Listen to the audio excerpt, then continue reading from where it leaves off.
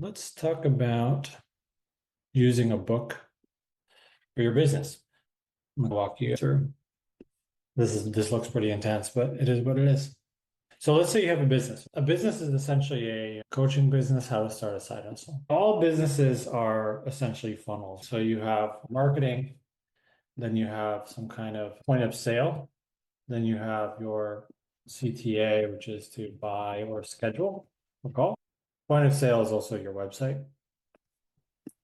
And then after the decision to buy or schedule, some people opt in, some people buy upsells, and then some people buy high ticket. This is essentially how normal businesses run. And then once they go through these points, you actually go into the fulfillment, which if you have a really advanced system, your fulfillment also has either subscriptions or more high ticket stuff. Everything leads to something else. Apple does this, Amazon does this, your grocery store does this, your gym does this, your insurance company does this, every e-commerce store you've ever been in, Macy's does this, everyone does this. This is where you buy your car from, everything. So this is just a standard approach to business. And at every single stage of this process, this is going to get advanced, but it's okay. So you have raw numbers, meaning the number of people that actually go into your funnel. Then you have conversion percentage, and then you have the cost per, and then you have total cost. You're like, how does a book relate to this? Essentially, I'm just explaining this one very simple concept, which is authority building. But let's say we have 1,000 people that see your ad or your marketing. And then out of the 1,000 people, how many of them go to the point of sale? Meaning how many of them click? So let's say 50 of them click. And then how many of them actually buy? Maybe 5 of them buy. And then how many of them opt in? Let's say 10, just to let's make the numbers easier. This would be a very high conversion percentage. Then how many of them opt in? Let's say how many of them are going to make a buying decision? Let's say 20 of them are going to make a buying decision. Let's say 10 of them opt in. And let's say 5 of them. And then how many of them buy upsells? Let's say 2 of them buy upsells. And then let's say 1 of them buys the high ticket. These are the raw numbers. This is just hypothetical. Let's say you run an ad and there's 1,000 people that see it. 50 people click on it, 20 of them scroll down to making a decision, 10 of them opt in, 5 of them buy, 2 of them buy upsells, and 1 of them buys something that's more expensive. These are your raw numbers.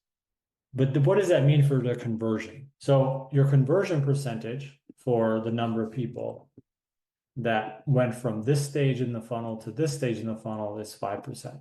And then your conversion percentage here is 40%. And then your conversion percentage here is 50%. And then your conversion percentage here is also 50%. And then your conversion percentage here is 40%. And then your conversion percentage here is 50%. It's just essentially dividing the one versus the next one. And there's actually, if you want to get really advanced, there's 2 ways of doing conversions. There's conversions that are step by step, but there's also conversions from the top. This is essentially trying to figure out where's the problem in my funnel. But you also want to know your conversion percentage for the entire thing. This is, let's say, 5%, and then 40% of 5% is 1%, no, 2%, sorry. And then 50% of that is 1%, okay? And then this is 0.5%, and this is 0.2%, and this is 0.1%.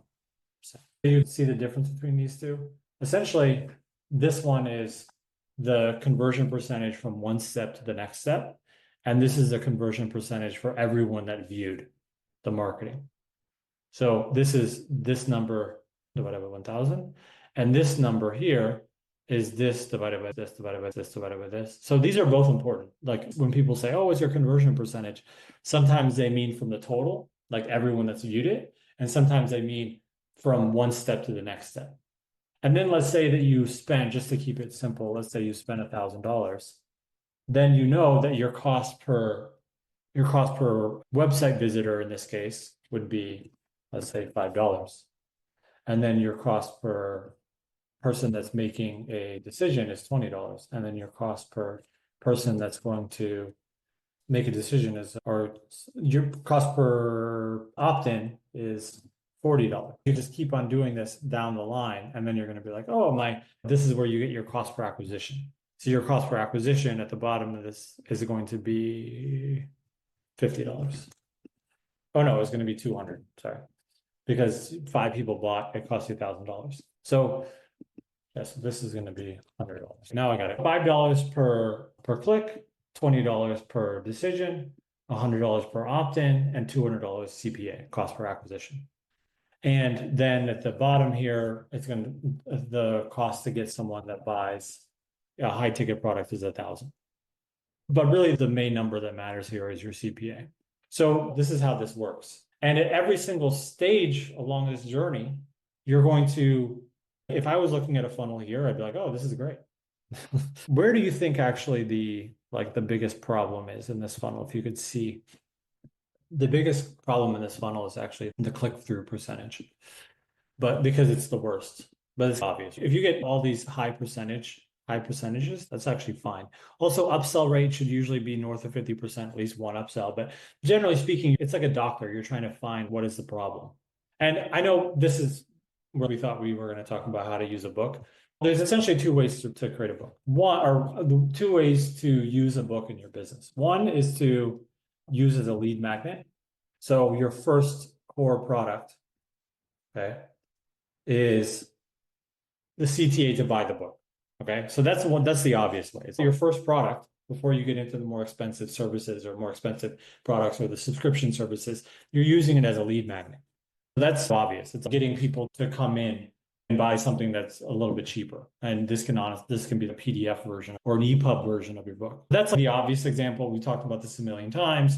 And then a more advanced version of this is at the end of every chapter, you might want to have a soft CTA, which is, oh, by the way, if you want more help with this, you should go to this website, which will sell your more expensive products. But the real way that you use a book, you remember when we talked about how to make your book sell a lot? We talked about this last week. We said the first step is finish the book. And then 2 is become a bestseller. Why is becoming a bestseller so important is because you can do a podcast tour. And the reason why you need to become a bestseller before you can do a podcast tour is because no one knows who you are and therefore they don't trust you. But if you lead with, hey, I'm an Amazon bestseller and I just came out with this book, then you're going to get booked on podcasts because they're like, wow, this person's really smart and they're really good at what they do. The same thing applies with each one of these conversion percentages or these conversion rates. So if you have a landing page and get this benefit, there's a hero section here. Here's my benefit. And then here's a picture of whatever I'm selling. And then you have what's called a proof section here, which is your logos or some testimonials. And if you can say here, author of #1 Amazon bestseller right here. And then down at the bottom here, there's a little about section. And the about section is also the same thing, where it's author of this big book. Then what are the chances that it's going to increase the conversion percentage for someone buying your product? Because if you remember the stages of a sale, there's problem, 2, vision, 4, future, 3 is theoretical solution, 4 is my solution, 5 is answer objections, 6 restate, vision, 7 close. So this is the way that I approach sales. And this is how I approach creating a website. Is you essentially have to check off each one of these boxes. But all of this can be done in 1 or 2 sections. But answering the objections is the hard part. So the first part is the price, and then 2 is time, And then 3 is trust product. And then 4 is trust company. And 5 is trust salesperson or you. And then 6 is trust themselves. So these are the six objections that you have to answer before someone's going to buy. And price is relative to value. The price doesn't really matter. It's the price relative to what value they're going to get. And then time is essentially like how easy it is or how fast they're going to get what they want. But you'll notice that the rest of them are trust. If I don't trust the product, if I don't trust the company, if I don't trust the salesperson, then I'm not going to move down the conversion funnel. The easiest way to get someone, just this is a little mini funnel. The mini funnel here is at the end of it, you want to be booked on a podcast. So what do? You make a list. You have marketing. You make a list of potential leads, which of those are podcast hosts. Then you reach out to them. Some of them, some of them reply and some of them book. This is like the funnel for getting booked on a podcast. And you think about this has its own little, just the same way that we did before. There's the raw numbers, there's the percentage, and then there's the cost per action. Your raw, let's say you have 100 podcasts and you reach out to 100 of them, and then let's say 30 of them reply and 20 of them book you. That'd be great. But those are really high percentages. If you say, hey, I'm an Amazon bestseller, I'd love to talk to your audience, and you do it the correct way, then you're going to probably get really high percentages. Whereas if you're like, hey, I'm this random person, you don't really know me, I have this book that no one's ever heard of, but please do me a favor and book me, then your percentage at every single stage is going to be lower. Maybe you might get 1 or 2 podcasts, but you're not going to get 20. And if you get 20 versus 1, you're going to get probably hundreds more people that buy your book. And if you get 100 more people that buy your book and 10 or 20% of them buy your more expensive products, all of a sudden it's become really valuable. My point is, I know that this got pretty advanced really fast, but it is what it is. The point is, why do you have your book? One, it's a lead magnet. It's a product in and of itself. But really what you're doing is you're giving yourself you're answering the trust objections in a really fast way. If you're an author that's written an entire book on something, you essentially can, in one sentence or half a sentence, answer the trust objection. So people are like, is this worth the price? Yeah, it seems like it. Oh, yeah, I really like what this is about. It seems like it's going to be fast. It seems like it's going to be good. But can I really trust Doug? Can I really trust Eve? I don't know if I can really trust them. And if you're like, hey, I'm a #1 bestseller in this thing, you essentially answer the trust objection right away in one sentence. So that's really the lesson.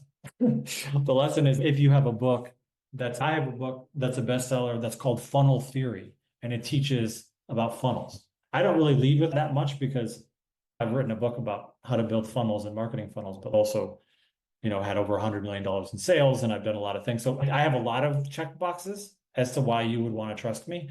So I don't really talk about the book that much. But for someone that's just getting started and you don't have a crazy resume, it's really good to be able to lean on a book. And why should I book you for my podcast? Why should I buy your thing? Why should I trust you to do this service? Why should I buy your coaching program? Why should I buy this course? Why should I meet with you for a private call? Why should I book a call with an appointment? Why should I connect with you on LinkedIn? Why should I follow you on Instagram? Why should I join your newsletter? And if the answer is, I literally wrote the book about the thing, is a good answer. If you are, I wrote the, or why should I hire